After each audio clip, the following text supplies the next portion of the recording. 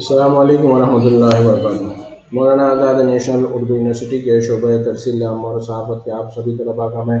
आज की इस क्लास में खैर मकदम करता हूँ। अजीज़ तालिब इल्म मैं मोहम्मद मुस्तफ़ा अली सरवरी और आप लोग पढ़ रहे हैं पर्चा कौमी और बैनुल-अक़वामी मामलात। कौमी और बैनुल-अक़वामी मामलात के इस पर्चे में अब तक हमने मुख्तलिफ़ मौज़ूआत पर बात की थी कि किस तरीके से अक़वाम मुत्तहिदा में हिंदुस्तान का जो रोल रहा है उसकी एक तारीख़ रही है। ख़ास तौर पर हिंदुस्तान ने गैर जानिबदार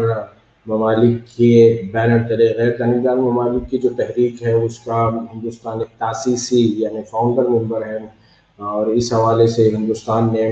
नॉन अलाइन मूवमेंट को मुस्तहकम करने के लिए, नॉन अलाइन मूवमेंट को आगे बढ़ाने के लिए बहुत बुनियादी रोल अदा किया था। लेकिन जैसे सर्द जंग का खात्मा हुआ है, जिसके बाद सोवियत यूनियन का बिखराव हुआ है, तो उसके बाद ही कहीं ना कहीं नावाबस्ता ममालिक की, गैर जानिबदार ममालिक की जो तहरीक थी वो भी दम तोड़ गई। ख़ास तौर पर जो नॉन अलाइन मूवमेंट का एक फाउंडर मुल्क था यूगोस्लाविया को जिस तरीके से चैलेंजेस का सामना करना पड़ा, खुद यूगोस्लाविया की जो रियासतें हैं सर्बिया, बोस्निया हर्जेगोविना, इन लोगों ने जब अलहदगी का रास्ता इख्तियार किया और फिर किस तरीके से जो सर्बिया के जो हुक्मरान थे उन लोगों ने बोस्निया के ख़िलाफ़ नस्ल कुशी की और फिर नाटो ने जिस तरीके से यूगोस्लाविया पर मुसलसल फ़ौजी जो मुहिम चलाई, उसके नतीजे में ये देखा गया है और तारीख़ का ये हिस्सा बन गया है कि यूगोस्लाविया का जब इस तरह से हाल हो रहा था तो उस वक्त नॉन अलाइन मूवमेंट कुछ भी नहीं कर सका। दरअसल सरजंग के खात्मे के बाद दुनिया की सियासत में, दुनिया की ताकत में बड़ी अहम, बड़ी बुनियादी और तारीख़ी तब्दीलियाँ आई हैं और उसमें एक ये भी शामिल है कि आहिस्ता आहिस्ता जो नॉन अलाइन मूवमेंट की जो तहरीक है वो कहीं ना कहीं यूँ समझ लीजिए कि ठंडी पड़ गई या सर्द बस्ते में चली गई। अब किसी को दिलचस्पी नहीं थी। लोग जो नया एक खुद भी निज़ाम उभर के सामने आया था जिसमें अमेरिका इकलौती बड़ी ताकत बनकर रह गया था, तो अमेरिका के साथ अपने ताल्लुकात इस्तेवार करने और फिर आप यूरोप में भी देख लीजिए कि किस तरीके से जो ईस्टर्न यूरोप था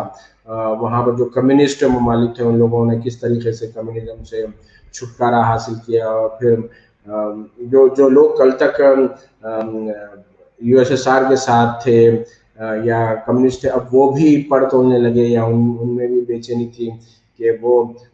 नाटो में शामिल हो जाएं, वो अमेरिका से इत्तेहाद करें, वो अमेरिका से ताउन बढ़ाएं। तो दरअसल ये बदलती हुई सियासत थी।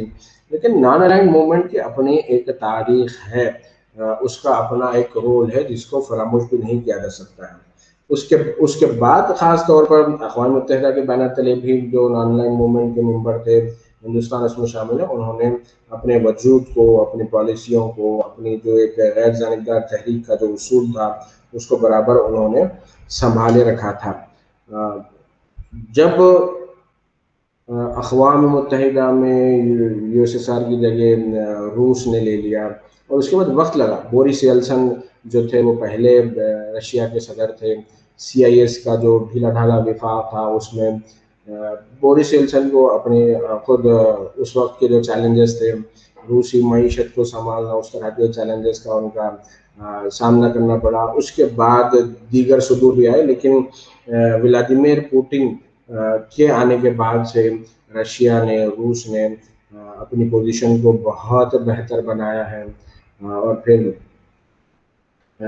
जो कुछ आज सूरत हाल देख रहे हैं आप उसमें ख़ास तौर पर ये मिसाल ली जा सकती है कि सीरिया में जिस तरीके से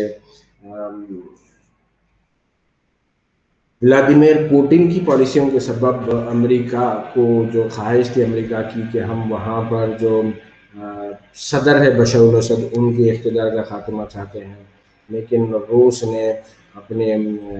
अफवाज वहाँ पर भेजी बशर अल असद की हिमायत में, अपनी जो फ़िज़ाई फ़ौज थी उससे उनकी मदद की और फिर एक मरहले पे यहाँ पर तो कशमकश या तनाव की भी सूरत हाल पैदा हो गई थी कि नाटो का जो हलीफ मुल्क है या नाटो का जो मेंबर कंट्री है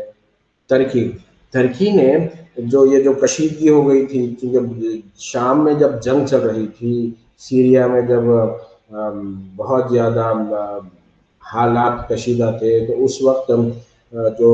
سیریا کے سرحدی علاقوں میں روسی افواج سرگرم عمل ہو گئی تھی، روسی افواج وہاں پر ایکٹیو ہو گئی تھی. تو دوسری طرف رجب طیب اردگان جو کہ طاقتور رہنما کے طور پر ابھر کر سامنے آئے پچھلے 5-10 برسوں کے دوران، تو ان کی افواج نے، ترکی کی افواج نے کیا کیا تھا، روس کے ایک فوجی طیارے کو مار گرایا تھا. تو ایک مرحلے پہ بڑی ہی سخت کشیدہ صورتحال ہو گئی تھی. لیکن پھر بعد میں حالات بدلے، اور پھر اب یہ ہو گیا کہ ترکی روس سے ایئر ڈیفنس سسٹم خریدنے جا رہا ہے، جس پر امریکہ اور دیگر لوگوں کو اعتراض تھا. تو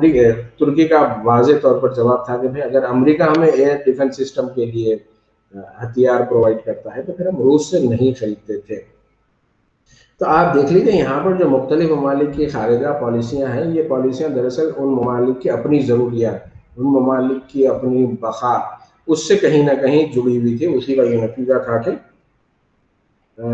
ترکی کے ساتھ روس کے تعلقات ایک لمحے کے لیے کشیدہ، بہت ہی دھماکوں خیز ہو گئے تھے. اس کے بعد پھر تجارتی تعلقات، فوری ضروریات کی تکمیل کے لیے روس نے ترکی سے ہی اسلحہ خریدنا طے کیا. پھر اب دیکھتے ہیں کہ بظاہر دونوں کے درمیان حالات معمول پر ہیں. تو اس مثال میں آپ دیکھ لیجیے ہندوستان کا جو اقوام متحدہ میں رول ہے، اقوام متحدہ کی جانب سے افریقہ میں جو کئی ایک امن مشن بھیجے گئے تھے، اس میں ہندوستان نے اپنی فوج کنٹریبیوٹ کی. کئی ایک مسائل پر، انسانی حقوق کی خلاف ورزی ہو، جمہوریت کی بحالی ہو، ان سارے ایشوز پر ہندوستان نے اقوام متحدہ کے پلیٹ فارم پر بڑا ہی اہم رول نبھایا ہے. ہندوستان نے جیسے قیام امن، اقوام متحدہ کا بنیادی جو مقصد ہے وہ قیام امن کا مقصد ہے. تو قیام امن کے لیے ہندوستان نے اپنے طور پر ہر ممکنہ اقدامات کیے. وہ اقدامات مالی وسائل کی شکل میں بھی تھے کہ جو ترقی پذیر یا پسماندہ ممالک ہیں ان کو ترقیاتی امداد، بہت سارے ممالک کو ہندوستان کی ترقیاتی امداد جاتی ہے. جیسے ابھی کرونا سے نمٹنے کے لیے جو ویکسینیشن کا عمل لازمی قرار پایا ہو، اس میں بھی ہندوستان نے بہت سارے ممالک کو بطور امداد ویکسین پرووائڈ کی ہے، ان کی مدد کے لیے ویکسین پرووائڈ کی ہے. تو یہ جو خارجہ پالیسی ہوتی ہے اور پھر جو تجارتی تعلقات ہوتے ہیں، یہ کہیں نہ کہیں آپس میں ان کے تار جڑے ہوئے ہوتے ہیں. اور اس کو سمجھنے کے لیے آپ کو یہ دونوں بھی چیزیں سمجھنا ہوتا ہے، معاشی ضروریات، معاشی چیلنجز، معاشی مسائل، اور پھر خارجہ جو ہماری پالیسی ہے وہ پالیسی، اس میں کہیں نہ کہیں کچھ ربط ہوتا ہے. تو عزیز طالب علموں، اقوام متحدہ پہ اگر ہم سرچ کریں گے کہ انڈیا کا کیا رول رہا ہے، آپ اس کو دیکھیں گے کہ تاریخ میں جیسے 1945 سے اقوام متحدہ کا قیام عمل میں آیا ہے، تو اس کے بعد سے آپ دیکھ لیجیے کہ مسلسل جو ہندوستان نے کئی ایک مرتبہ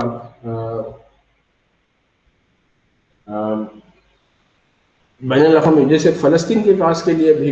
ہندوستان نے آواز اٹھائی تھی.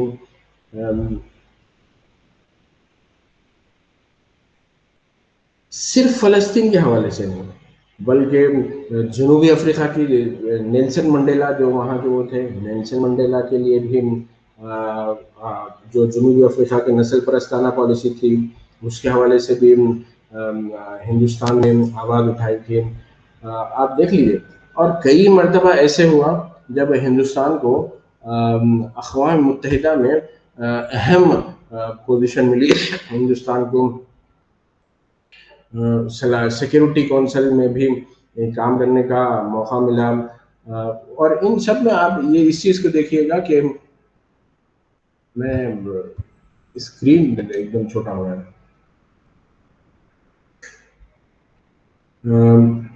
اور پھر جس وقت اقوام متحدہ کے قیام کے لیے جو ابتدائی تیاریاں ہو رہی تھی، وہیں سے ہندوستان اس میں شامل تھا. یعنی اقوام متحدہ کا باضابطہ طور پر قیام جو عمل میں آیا تھا وہ 1945 میں یہ اس کا باضابطہ طور پر قیام عمل میں آیا تھا، لیکن اس کے لیے جو بنیادی کام ہو رہے تھے تو وہ بنیادی کام جنگ عظیم دوم ختم ہونے سے پہلے پہلے اس کے جو ابتدائی نفوذ تھے یا یہ بڑی طاقتوں نے اس چیز کو محسوس کر لیا تھا کہ اس کا قیام ہونا چاہیے، ایسی تنظیم کا ایسا پلیٹ فارم ہونا چاہیے. تو ہندوستان کو اس بات کا بھی اعزاز حاصل ہے کہ جب اقوام متحدہ کا منشور کیوں بنایا جا رہا ہے یہ اداریہ نہیں بلکہ ادارہ، یہ ادارہ. اور پھر چونکہ ہم صحافت کے حوالے سے پڑھتے ہیں تو ادارے کی ایک ادارتی پالیسی بھی ہوتی ہے نا، ادارے کا کام کرنے کا کیا آؤٹ فریم ہوگا، اس کا بھی جو خاکہ ہے وہ خاکہ تیار کرنے میں بھی ہندوستان اس میں شامل تھا. اور ایک جو محتاط اگر ہم ایسٹیمیٹ بھی لگائیں تو دیکھ لیجیے 1945 سے لے کے 2021 تک کہ ہندوستان تقریباً 16 برس 16 ایئرس اراؤنڈ 16 ایئرس ایسا بھی رہا کہ وہ مطلب اقوام متحدہ کو آپ کو سمجھنا ہے تو اس کا جو ڈھانچہ ہے اس کی ایک پرائمری ممبرشپ ہے وہ سب کے لیے اوپر ہے. اس کے لیے اس کے علاوہ ایک جو ممبرشپ ہے وہ سیکورٹی کونسل کی 15 اس کے اراکین ہیں. 15 جو ممبرس ہیں اس میں سے 5 countries are the permanent members. Remaining 10 جو ہیں انہیں کچھ فکس ٹرم کے لیے جو ہے سو سلیکٹ کیا جاتا ہے، فکس ٹرم کے لیے روٹیشن کے بیسس پر سب کی نمائندگی ملنا ہوتا ہے. تو اس طرح سے آزادی کے بعد سے 47 سے لے کے 1947 سے لے کے 2021 تک تقریباً اگر ٹوٹل کاؤنٹ کریں ہم تو 16 ایئرس کا ٹائم پیریڈ بنتا ہے، جس کے دوران انڈیا کو ہندوستان کو سیکیورٹی کونسل کا جو نان پرماننٹ ممبرشپ ہوتی ہے وہ رول نبھانے کا موقع ملا. ساتھ ہی ہندوستان کو اس بات کا بھی فیل پراؤڈ والا وہ ہے کہ اس کے چارٹر بنانے میں بھی ہم نے بہت بڑا رول پلے کیا تھا. اور پھر اس کے علاوہ اقوام متحدہ کی جو باڈی ہے دراصل وہ ایک اکلوتا ادارہ نہیں ہے بلکہ اس کے تحت انسانی حقوق کو کام کرنے کے لیے بھی الگ پلیٹ فارم دیا گیا ہے، تعلیمی، معاشی اور دیگر مسائل کے لیے بھی الگ پلیٹ فارم بنائے گئے ہیں. تو اس کے جو اہم ذیلی ادارے ہیں ان اداروں میں بھی ہندوستان کا بہت بڑا رول رہا ہے. ہندوستان نے نہ صرف جو دنیا کے ایسے اقوام ہیں جن کے ساتھ زیارتی ہو رہی ہے، دنیا کے ایسے واقعات ہیں جہاں پر انسانی حقوق کی خلاف ورزی ہو رہی ہے، وہاں پر بھی ہندوستان نے چاہے وہ پرماننٹ ممبر ہو جو سیکورٹی کونسل کا جو نان پرماننٹ ممبرشپ ہو اس کے دوران یا پھر ایز اے انڈیویجول ممبر اس کے دوران بھی ہندوستان نے اس پلیٹ فارم کو مسائل کو حل کرنے کے لیے استعمال کیا. اور پھر خاص طور پر جب ہندوستان نان الائنڈ موومنٹ کا ممبر تھا یا اس کا جو فاؤنڈنگ ممبر تھا اس وقت ہندوستان نے یہ چیز چھڑی تھی کہ دنیا کو کیونکہ ہندوستان ہی میں جو ہمارے بابا قوم مہاتما گاندھی وہ اہنسا اور عدم تشدد کے علمبردار تھے، تو ہندوستان کی خارجہ پالیسی یہ تھی کہ عالمی سطح پر جو جنگ کے دوران جس طریقے سے دنیا کی بڑی طاقتوں کے درمیان اسلحہ کے ذخیرے جمع ہو رہے تھے کہ کس ملک کے پاس کس بلاک کے پاس نیوکلیئر اسلحہ کی بھاری مقدار ہے، تو اس پس منظر میں کہ دنیا کو خطرناک ہتھیاروں سے پاک بنانے کے لیے بھی ہندوستان نے اقوام متحدہ کے پلیٹ فارم سے آواز اٹھائی تھی. اور پھر یہ جو مسئلہ تھا کہ ہتھیاروں کی دوڑ نہیں ہونی چاہیے، کیونکہ پھر جیسا کہ ہم اس کو کئی مرتبہ پڑھ چکے، جو کولڈ وار کے دوران جو اصل مسئلہ تھا کہ جنگ تو نہیں ہوئی لیکن ساری جو تیاریاں تھیں، ساری جو توانائیاں تھیں وہ جنگ کی تیاری میں ہی صرف ہو رہی تھی. جنگ نہیں ہو رہی لیکن تیاریاں ساری، کام کاج سارا جنگ کے لیے ہی ہو رہا ہے. تحقیق بھی جنگ کے حوالے سے، برتری کے حوالے سے، بالادستی کے حوالے سے، پروگرام، پالیسیاں، یہاں تک کہ اگر تیسری دنیا کے ملکوں کو یا غریب ملکوں کو امداد دینے کی بھی بات ہے تو وہاں پر بھی وہی ترجیحات کہ بھئی کس ملک کو کس طریقے سے اس کی وفاداریاں یا اس کی پالیسیوں کو اپنے نظریات کے مطابق ڈھالا جائے، اس کی کوشش ہوتی تھی. اس میں ہندوستان کا جو رول رہا ہے ایک جب سٹ جنگ کا خاتمہ ہو گیا اور پھر سوویت یونین کا زوال ہو گیا نہیں تھا، اور پھر اس کے بعد بڑی آسانی سے مطلب وہ تو ایکسیپٹ کر لیا گیا کہ جو نیوکلیئر پاور یا نیوکلیئر طاقت رشیا کے پاس تھی،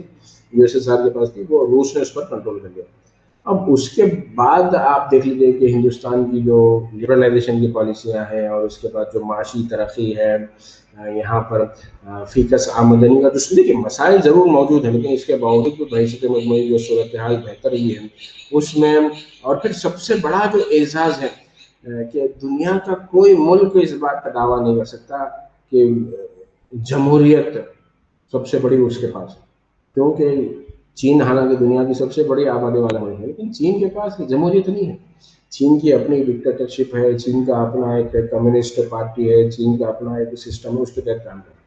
وہاں پر عوام کیا چاہتے ہیں، عوام کی حکومت ہونی چاہیے یا عوام کی مرضی کو شامل رکھا جانا چاہیے، اس کوئی ترجیحات نہیں۔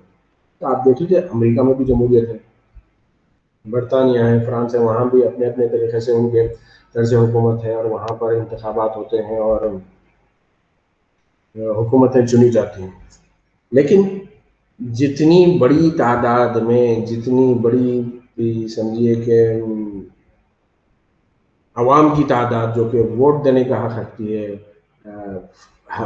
حق رائے دہی رکھنے والی اتنی زیادہ آبادی جو ہندوستان میں ہے، وہ دنیا کے کسی ملک دوسرے ملک میں نہیں ہے۔ تو یہاں پر اس چیز کو سمجھیے کہ ہندوستان دنیا کی سب سے بڑی جمہوریت ہے، اتنی بڑی جمہوریت کسی کے پاس نہیں۔ اور دیکھ لیجیے اتنی بڑی جمہوریت کو اقوام متحدہ میں کیا مقام ہے، وہی روٹیشن میں، مطلب 45 سے آپ اندازہ لگا لیجیے، 45 سے لے کے سال 2020-21 تک صرف 16 مرتبہ وہاں پر ہندوستان کو نمائندگی کرنے کا موقع ملا۔ اگر اقوام متحدہ سارے عالم کا ایک نمائندہ پلیٹ فارم ہے قیام امن کے لیے، مسائل کو حل کرنے کے لیے، بات چیت کے لیے، پرامن بقائے باہم کے لیے، تو وہاں پر ہندوستان جیسے ملک کو بھی اس کا مستحق مقام ہونا چاہیے۔ تو کولڈ وار کے بعد جو نئے جو منظر نامہ ہے، جیسے اس میں جو ابھرتی ہوئی معیشتیں ہیں، اس میں ایک مطالبہ ہندوستان کا شروع سے یہ رہا کہ ہندوستان کو بھی سلامتی کونسل کا مستقل ممبر بنایا جانا چاہیے۔ بھائی یہ جو 5 ممالک بنے، تو اس میں چین ایک ایسا ملک ہے، ان کے پاس تو جمہوریت ہے ہی نہیں۔ چین ایسا ملک ہے جس کے خلاف انسانی حقوق کے خلاف ورزی کے سنگین الزامات ہیں۔ چین ایسا ملک ہے جس کے اوپر الزام ہے کہ وہ ایغور مسلمانوں کے خلاف بالکل کیمپ لگا رہا ہے، ان کا برین واش کر رہا ہے۔ یہاں تک کہ حالیہ عرصے میں BBC کی جو خبر آئی تھی کہ چین نے ایپل جو مشہور کمپنی ہے ان سے کہہ کر قرآن کا جو ایپ ہے وہ ان کے پلیٹ فارم سے جو ہے حذف کروا دیتا ہے۔ تو بہت ساری اس کے خلاف شکایتیں، بہت ساری، تو وہ سلامتی کونسل کا ممبر ہو سکتا ہے، جہاں پر ہانگ کانگ میں دیکھیے جمہوریت پسند احتجاجیوں کو کس طریقے سے کچلا گیا ہے، طاقت کا استعمال کیا گیا ہے۔ پچھلے آپ سمجھ لیجیے پچھلے برس کی ہی تو یہ بات ہے، اس کے باوجود بھی وہ سلامتی، اور کئی ایک اس کے اوپر الزام، تبت میں اس نے کیا کیا ہے اس کی مثال جیسے سامنے ہے، انسانی کس طریقے سے اس نے فوج کشی کی تبت میں، کہ دلائی لاما اپنے جو فالوورس ہیں ان کے ساتھ علاقہ چھوڑ کر ہندوستان آنے پر مجبور ہے، یہاں پر وہ بطور پناہ گزین ہے۔ تو اتنی ساری شکایتیں، اور اس کے باوجود وہ سلامتی کونسل کا ممبر بنا ہوا ہے۔ اگر دنیا میں حالات بدلے ہیں، طاقت کا توازن بدلا ہے، ہندوستان نے ایک اہم طاقت کے طور پر، ہندوستان نے ایک اہم معاشی طاقت کے طور پر، ہندوستان نے ایک اہم جمہوری ملک ہونے کے طور پر اپنا وجود منوایا ہے، تو اس کو تسلیم کیا جانا چاہیے اقوام متحدہ کے پلیٹ فارم سے بھی۔ اور اس میں ہندوستان ہی نہیں بلکہ برازیل کا بھی نام لیا گیا، جرمنی کے حوالے سے بھی کہا جاتا ہے کہ سلامتی کونسل کی جدید کاری کرنی چاہیے، اس کو نئے خطوط پر استوار کرنا چاہیے، تاکہ جو دنیا 1945 میں تھی وہ دنیا باقی نہیں رہی، وہ حالات، وہ جو طاقتیں تھیں وہ باقی نہیں رہی۔ اب نئی طاقتیں ابھر کر سامنے آ رہی ہیں۔ ہندوستان بھی دنیا کی ایک بڑی اور اہم معیشت ہے۔ برطانیہ کو پیچھے کرتے ہوئے ہم نے جو ہے اس فہرست میں اپنا نام شامل کر لیا ہے کہ دنیا کی سب سے بڑی معیشت اگر امریکہ کی ہے، دوسری چائنا کی ہے، تیسری جاپان کی ہے، چوتھی برطانیہ کی تھی، تو ہندوستان نے برطانیہ کا مقام حاصل کر لیا ہے کہ دنیا کی 5 بڑی جو معیشت ہیں اس میں ہندوستان کا مقام، ہندوستان نے اپنا موقف اپنا مقام بنایا ہے. تو اس ہندوستان کو سلامتی کونسل میں کچھ نمائندگی نہیں، اور ہندوستان کے علاوہ اور بھی معیشتیں اور بھی طاقتیں ہیں جو ترقی کر رہی ہیں. جرمنی اس کی ایک مثال ہے، برازیل کا بھی نام لیا جاتا ہے. تو ہندوستان، جرمنی، برازیل، یہ ایسے اپنے اپنے علاقے کے ایسے. یورپ میں بھائی جرمنی کی بھی معیشت بہت اہمیت رکھتی ہے. جرمنی نے اپنے اتحاد کے بعد، ایسٹ جرمنی سے جو ان کا اتحاد ہوا، اس نے مسائل کا سامنا کیا اور پھر آگے بڑھے وہ. تو اس میں جو سامنے اور دنیا کے جو مختلف خطوں میں جو ترقیاتی کام ہوتے ہیں یا اقوام متحدہ کے فنڈنگ کے حوالے سے اس کی جو مختلف، یہ بڑے کنٹریبیوٹ کرنے والے ممالک ہیں. تو اس میں یہ نئے تقاضوں کے مطابق ان کو بھی تاکہ دیکھیے اصل بنیادی مقصد کیا ہے. بنیادی مقصد یہی تھا کہ 5 بڑے دیشوں کو ویٹو پاور دے دیا جائے. 5 بڑے دیش جو چاہتے ہیں دنیا میں وہی پالیسیاں اور پروگرام پیش کر سکیں، ایسا تو نہیں تھا. تو اس پس منظر میں یہ سمجھنا ضروری ہے کہ اس وقت کے وہ تقاضے تھے، اس وقت کے وہ تقاضے تھے. تو اب کے جو تقاضے ہیں ان کو پورا کرتے ہوئے اس کو بدلتے ہوئے تقاضوں سے ہم آہنگ کرنا چاہیے اقوام متحدہ. تو اس میں جو اس کی اصل جو باڈی ہے، سب سے بڑی جو اعلیٰ باڈی ہے، وہ سلامتی کونسل کی ہے، سیکورٹی کونسل کی. تو اس باڈی کو ریپرزینٹیٹو بنانا ہے کہ وہاں پر جو آج کی حقیقت ہے، آج کی جو طاقت ہے، آج کی جو صورتحال ہے، اس کی وہاں پر اس کا ریفلیکشن ہونا چاہیے. تو اس بیک گراؤنڈ میں ہندوستان کا یہ ڈیمانڈ ہے، اور بہت سارے ملکوں نے ہندوستان کے اس ڈیمانڈ پر اپنی آمادگی ظاہر کی ہے. بہت ساری سفارتی سطح پر جو ہے سو مہم بھی چلائی جاتی ہے، کیمپین چلائے جاتے ہیں. اب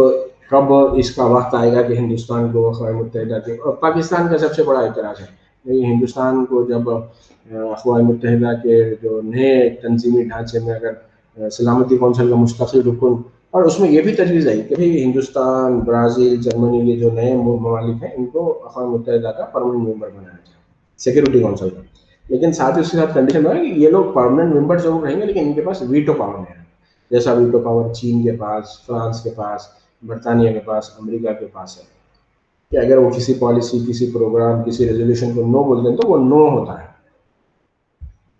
ویسا اختیار نہیں ہوگا لیکن ان کو پرماننٹ ممبر بنایا جائے گا. اب وہ کب ہوگا نہیں معلوم، لیکن دیکھیے ابھی اقوام متحدہ میں ہمارے جو سیاستدان ششی تھرور، ایک زمانے میں انہوں نے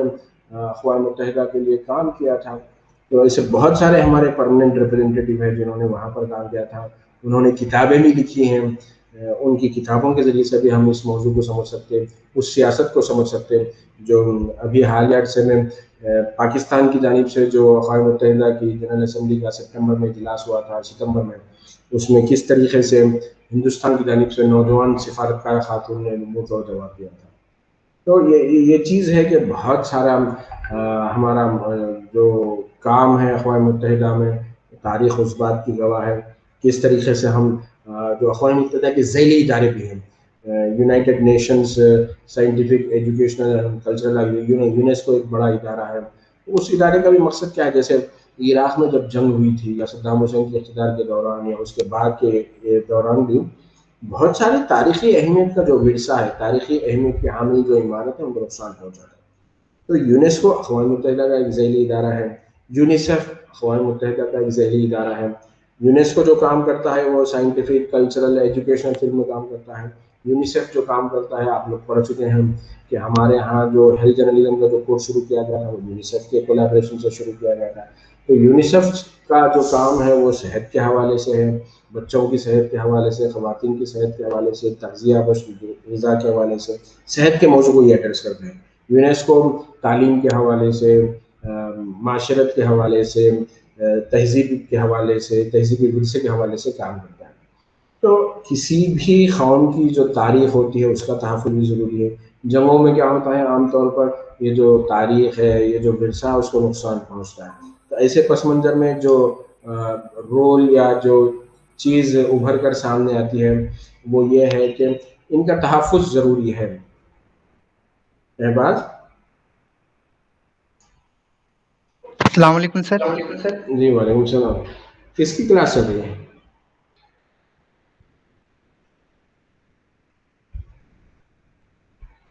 चलिए ठीक है, ये क्लास को मैं रिकॉर्ड कर भी वो कर रहा हूँ, तो आप वहाँ से भी इस क्लास को देख सकते हैं। हम इसको इसको इसको रिकॉर्ड कर भी डाला है, आप लेट ज्वाइन किए, लेकिन यूट्यूब पर आप इसका पूरा जो सबक है वो सबक को देख सकते हैं। नूरे मुझे सब बता रहे थे कि फोटोग्राफी की क्लास चल रही है, तो चूँकि मैं क्लास शुरू कर दिया था तो मैं अपना जो मेरे हिसाब से मैं 30 मिनट में ख़त्म कर दूँगा, कि जो 30 मिनट का मेरा जो लेसन था वो अक़वाम मुत्तहिदा में हिंदुस्तान का रोल, अक़वाम मुत्तहिदा में हिंदुस्तान की तारीख़ क्या है, उस पर मैंने आज बात की। तो फिर हम चेक करेंगे, चेक करके अगर क्लास क्लैश भी हो रही है तो आप मुझे बता दीजिएगा आप लोग कि भाई आप लोगों के पास कौन सा टाइम टेबल है। जैसे अभी तक क्लास नहीं हो रही थी तो मैं आप लोगों की 10 बजे से क्लास ले रहा था, और आपकी जो क्लास अभी तक मिस हो गई है, आप क्या कीजिएगा, उस क्लास को यूट्यूब पर ज़रूर देखिएगा और देखकर वहाँ पर आप अपनी अटेंडेंस रिकॉर्ड करवा दीजिएगा, ठीक है? सर। चलिए ठीक है, आप सबसे हमारी यही दरख्वास्त है कि जब तक आप कैंपस नहीं पहुंचेंगे उस वक्त तक हमारी ऑनलाइन क्लासेस जारी है, तो इन क्लासेस में आप पाबंदी से शरीक होइएगा। अगर किसी वजह से क्लास मिस होती है तो यूट्यूब पर ज़रूर अपनी अटेंडेंस रिकॉर्ड करवाइएगा, अपना अच्छे से ख्याल रखिएगा और अपनी दुआओं में सभी को शामिल रखिएगा। अस्सलामु अलैकुम वरहमतुल्लाहि वबरकातुहू।